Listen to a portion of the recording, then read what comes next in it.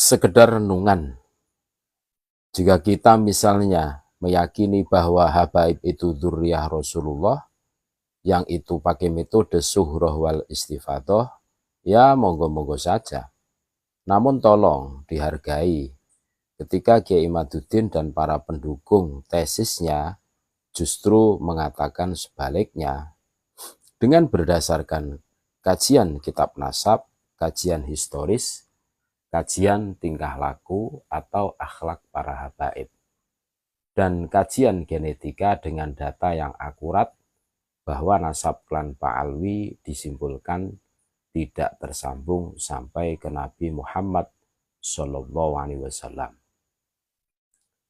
Jika kita misalnya tidak bisa menerima hasil tesis Kiai Imaduddin yang menyimpulkan bahwa nasab klan Pak Alwi yang di Indonesia yang dikenal dengan sebutan habaib itu batal, maka itu adalah pilihan dan hak masing-masing pribadi kita.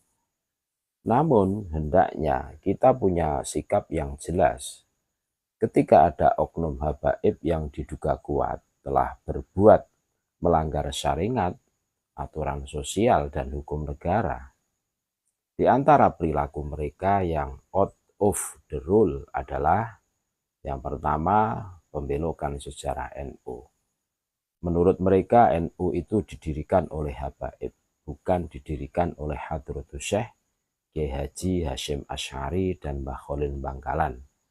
Mbah Hasyim hanya disuruh jadi ketua NU karena jika Habib yang jadi ketua akan dilarang oleh Belanda karena warga keturunan tidak boleh jadi ketua organisasi di Indonesia. Pembelokan sejarah NU itu nyata loh. Jejak digital telah membuktikannya. Apakah sebagai warga NU kita diam saja dengan pembelokan itu?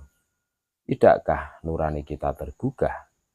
Relakah kita jika Mbah Hasyim Asy'ari dianggap sebagai suruhan saja untuk jadi Rois Akbar NU atas permintaan habaib?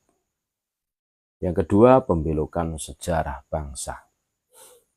Kata mereka lambang Garuda Pancasila buatan Habib, bendera merah putih bikinan Habib, penentu proklamasi 17 Agustus inisiatif Habib.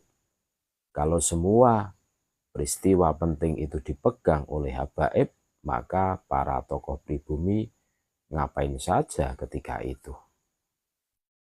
Jurilina, penulis Swedia dalam bukunya Architect of the Change, berkata, ada 3 cara untuk melemahkan, menjajah, dan menghancurkan sebuah bangsa, yaitu kaburkan sejarahnya, hilangkan atau hancurkan bukti-bukti sejarah bangsa itu sehingga tidak bisa diteliti dan dibuktikan kebenarannya.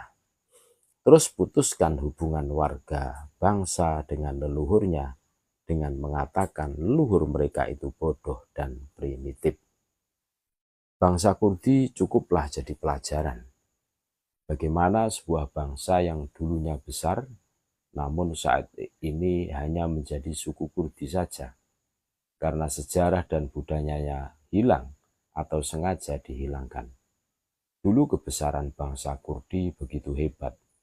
Bahkan Sultan Saladin atau Salahuddin Al-Ayyubi dengan dinasti Ayyubiyahnya sangat perkasa.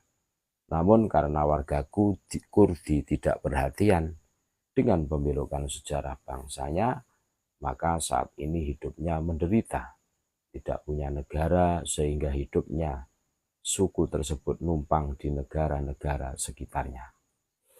Pembelokan sejarah bangsa perlu diluruskan. Leluhur bangsa Indonesia adalah orang hebat. Teknologi, arsitektur sungguh memukau, sehingga mampu membuat candi Borobudur, Prambanan, dan sebagainya dengan ilmu desain dan seni yang tinggi. Ilmu metalurgi sudah dikuasai leluhur kita. Dibuktikan mampu membuat gamelan, gong yang terbuat dari logam. Di saat orang Arab hanya mampu bikin rebana, Eropa hanya mampu bikin gitar. dengan ilmu logam dan ilmu persenjataan yang tinggi, sehingga mampu bikin meriam yang ukurannya berlipat dibanding meriam bangsa dunia ketika itu. Kapal laut yang dibuat leluhur kita lebih besar dan kuat dibanding kepunyaan mereka. Di bidang perang, pasukan nomor wahid dunia, tentara Mongol takluk oleh keganasan pasukan Singosari dan Mojopahit sebagai penerusnya. Fakta kehebatan leluhur kita yang begitu jelas bagi matahari di siang hari, kenapa kita masih gandrung dengan kehebatan leluhur bangsa lain, bangsa Yaman? Cerita khurafat demi mendapat simpati dari warga NU, Mi'raj 70 kali semalam, mampu kirim surat atau WA malaikat mungkar nakir, bisa mendatangkan hujan susu, mengambil rantai emas dari langit, mampu memadamkan api neraka, bisa merekomendasi muhibinnya masuk surga, dan cerita sejenisnya. Karena kita sudah kadung cinta, maka percaya saja dengan semua itu. Karena jika tidak percaya akan kualat. Masihkah kita warga pribumi, warga NU mau diperlakukan seperti itu? Pembuatan kuburan palsu, pengambil alian kuburan leluhur kita dijadikan leluhur mereka. Sudah sekitar 3.000 kuburan palsu atau dipalsukan. Di Palestina saja Israel bikin 300 kuburan palsu yang diklaim sebagai leluhur Israel untuk menghegemoni tanah Palestina. Maka Palestina sudah kelabakan. Nah, di Indonesia bukan 300 tapi 3.000 kuburan palsu telah dibuat. Merendahkan dan menghina para ulama NU. GNU dikatakan curut, jangkrik, anjing, babi, buta mata, buta hati, iblis, dajjal. Tapi kita diam saja. Sungguh kesabaran kita tingkat tinggi, dibegitukan masih sabar saja. Pengklaiman haul Malang, haul Gresik, haul Solo, dan sebagainya. Padahal yang dihauli itu Habib Ba'alwi. Harunya haul Gresik itu untuk menghauli tokoh yang berjasa di kota tersebut seharusnya. Misal Sunan Gresik. Namun kadang kita tidak sadar dengan penggiringan mental, spiritual, dan budaya seperti itu. Trik penguasaan wilayah dikatakan bahwa Jawa itu pintu tarim. Indonesia punya Yaman, padahal mereka ke sini di bawah Belanda yang diperuntukkan sebagai pekerja Belanda.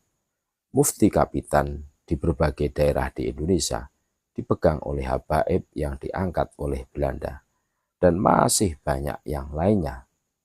Sebagai warga NU juga warga bangsa, masihkah kita tidak peduli dengan pembelokan sejarah, baik sejarah bangsa maupun sejarah NU? Dulu sepertinya yang melakukan itu oknum Habib, yaitu Rizik dan Bahar.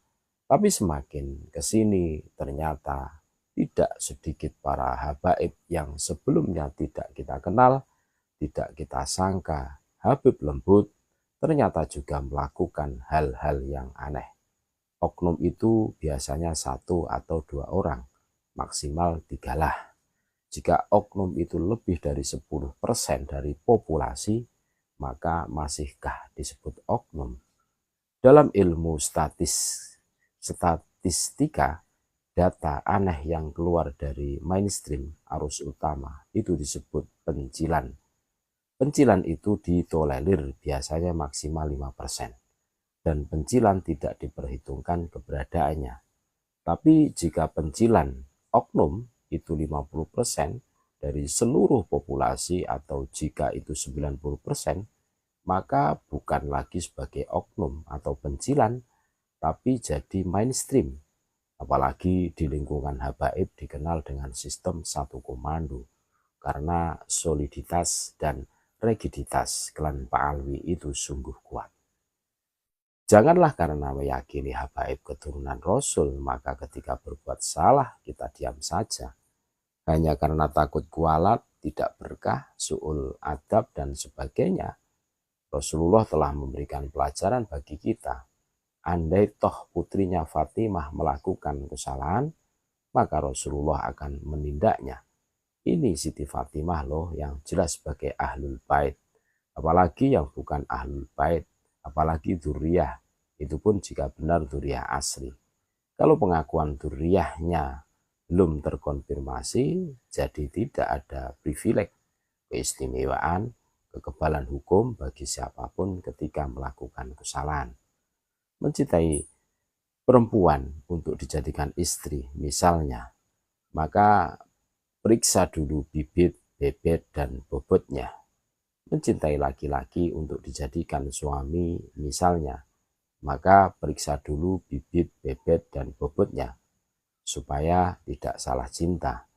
Karena bukan hanya permasalahan cinta saja, tapi akan dibarengi dengan penyerahan, keperawanan, dan keperjakaan. Jika salah cinta saja tidak terlalu jadi masalah. Tapi jika sudah kadung kita serahkan kegadisan dan keperjakaan kita terhadap orang yang salah, apakah keperawanan bisa kembali seperti semula? Sudah kadung kita serahkan anak gadis kita karena permintaan seseorang yang mengaku cucu Nabi misalnya. Kita serahkan istri kita dengan dijamin surga jika mau menyerahkan istri kepadanya. Kita kucurkan dana ratusan juta bahkan miliaran atas permintaan dia dengan imbalan syafaat, keberkahan, dan jaminan surga. Ternyata pengakuan dia sebagai keturunan Nabi terkonfirmasi salah. Lalu apakah anak gadis kita bisa kembali perawan lagi? Uang kita bisa kembali utuh lagi? Jika ternyata benar tidak terkonfirmasi, bukankah lebih baik uang kita sedekahkan kepada fakir miskin, amal jariah di masjid dan lembaga pendidikan Islam misalnya, daripada tahu ternyata orang yang kita kasih uang ternyata bukan dzurriyyah asli. Jadi permasalahannya bukan salah mencintai atau tidak salah mencintai, tapi salah mencintainya itu mempunyai konsekuensi yang rentetannya itu panjang.